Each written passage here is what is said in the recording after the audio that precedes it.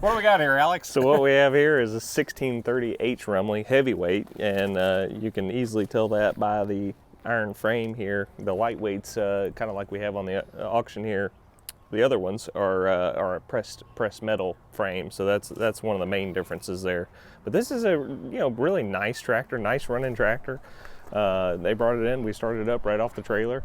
Gosh, everything's right with it. Correct mag. It's got the right air cleaner on it. Yeah, lubricator. Got parade rubber on it. The family that owns this tractor, they had restored it, and it had been on display in a museum in Iowa for many years, and we liquidated the museum for the owner. I guess last year before last, right. and the family needed. They decided they were going to go ahead and sell this tractor, and so they brought it, and it's been really well cared for, and it's a nice. You can tell they started with a nice tractor whenever they restored this one. Right. Yeah, and they did a good job restoring it too. Yep.